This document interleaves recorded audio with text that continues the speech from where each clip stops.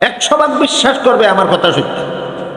কিন্তু তুই বল, শেষ বিচারের দিন আল্লাহ যখন জিজ্ঞাসা করবেন ছাগলটা কি করছিলি, তখন কি জবাব দেব? অত্যন্ত উচ্চ শিক্ষিত লোকের কাণ্ড না একটা মূর্খ লোকের কাণ্ড? মূর্খ লোকটা এত বড় দুর্নীতিবাজ হতে পারলো না কেন? শেষ বিচারের ভয়। কিসের ভয়ে? শেষ বিচারের।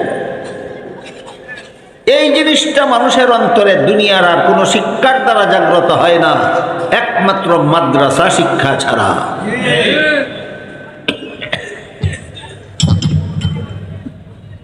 আপনারা তো মাদ্রাসা শিক্ষায় শিক্ষিত নন, অনেকে হয়তো ফাঁকে ফাঁকে অনেকে আছে।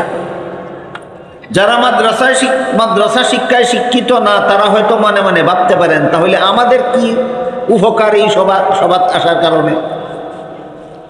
আমি বাকি কথাগুলি বলার আগে এই আনুষঙ্গিক প্রশ্নের জবাবটা দিই। যারা সরাসরি মাদ্রাসায় লেখাপড়া করে আলেম হন, এরা তো সরাসরি কোরআন শিক্ষায় শিক্ষিত। আর যারা ওয়াজ মাহফিলে আসেন, মাদ্রাসায় লেখাপড়া করেননি কোনোদিন, তাদের অন্তরটা যদি খলিফা উমরের দেশের রাখাল ছেলের মতো হতে পারে, অশিক্ষিত হলেও দুর্নীতিবাজ হবে না, অশিক্ষিত হলেও দুর্নীতিবাজ হবে না, তখন বলা যাবে আপনাদের অন্তরটা, আপনারা কোরআন শিক্ষায় শিক্ষিত না হলেও আপনাদের অন্তরটা কোরআন শিক্ষার আলোতে আলোকিত। রাখাল ছেলেটা কোরআন শিক্ষায় শিক্ষিত ছিল না কোরআন শিক্ষার আলোতে তার অন্তরটা আলোকিত ছিল? এই সমাজের সর্বস্তরের মুসলমানের অন্তরটা যেন খলিফা উমরের দেশের রাখাল ছেলের অন্তরের মতো আলোকিত অন্তর হয়। আপনাদের এই রকম আলোকিত অন্তর গড়ে তোলার জন্য 30,000 কওমি মাদ্রাসার পক্ষ থেকে প্রতি বছরে 30,000 ইসলামী সম্মেলন হয়, শুধু আপনাদের অন্তরটাকে খলিফা উমরের দেশের রাখাল ছেলের অন্তরের মতো আলোকিত করার জন্য।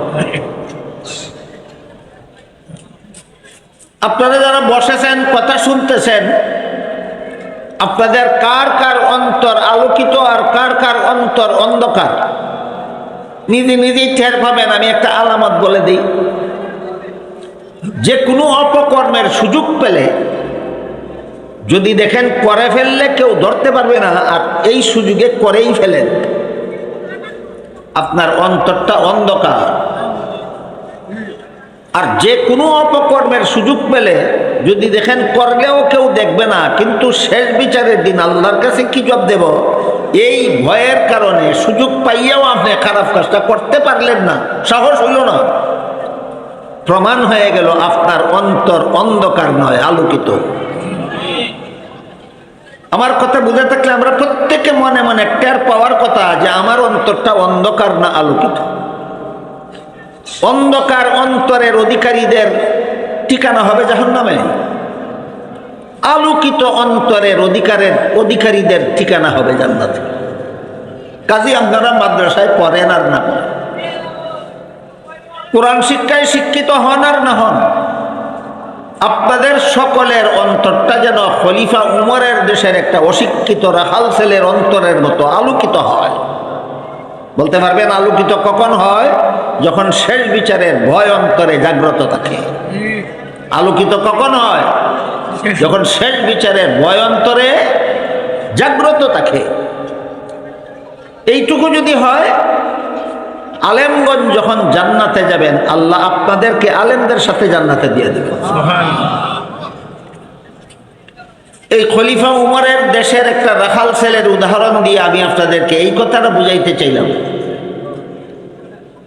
যে শেষ বিচারের ভয় যদি অন্তরে জাগ্রত থাকে, তাহলে সরাসরি কোরআন শিক্ষায় শিক্ষিত না হলেও সে তার অন্তর তাকে আলোকিত, এবং সে জীবনের কোন স্তরে দুর্নীতিবাজ হতে পারে না।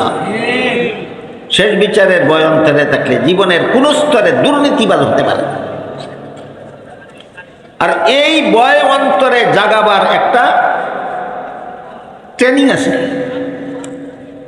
আপনারা সবই তো জানেন, প্রত্যেকটা মানুষকেই কি আমাদের দিন জীবনের সকল অপকর্মের জবাব দিতে হবে, জানে না? সবাই জানে।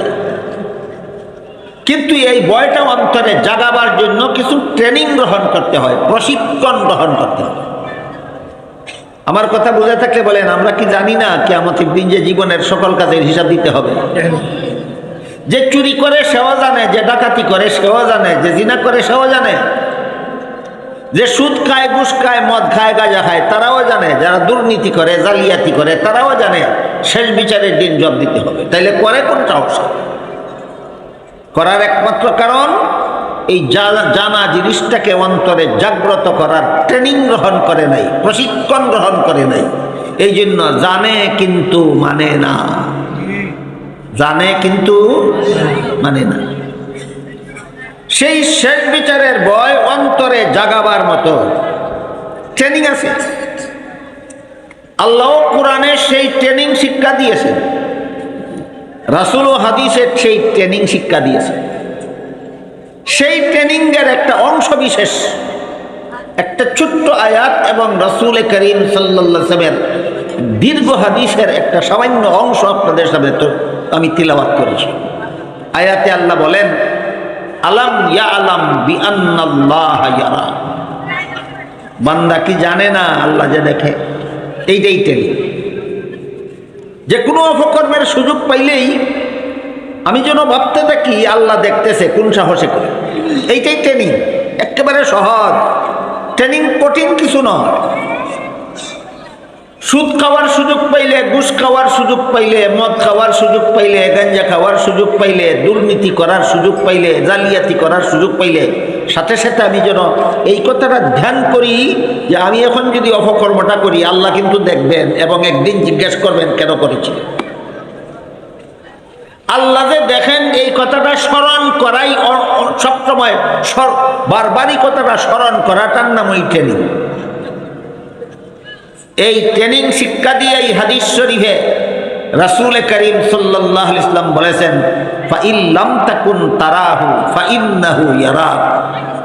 তুমি যদিও আল্লাহকে দেখো না, কিন্তু আল্লাহ তোমাকে সর্বাবস্থায় দেখে।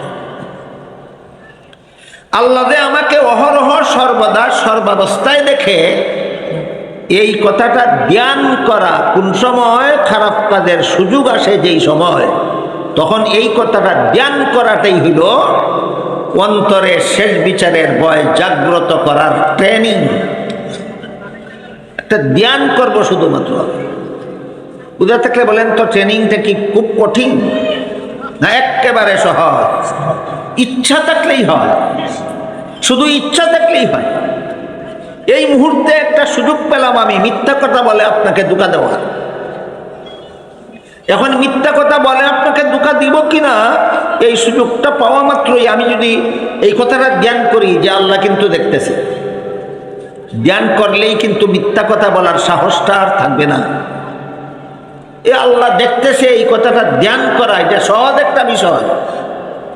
শুধু ইচ্ছা থাকলেই এই ট্রেনিংটা আমরা সবাই গ্রহণ করতে পারি এবং আমরা প্রত্যেকে আপন আপন অন্তরে শেষ বিচারের ভয় জাগ্রত করতে পারি, যেই জিনিস হবে সর্বস্তরে দুর্নীতিমুক্ত জীবন গড়ার একমাত্র চাবিকাঠি।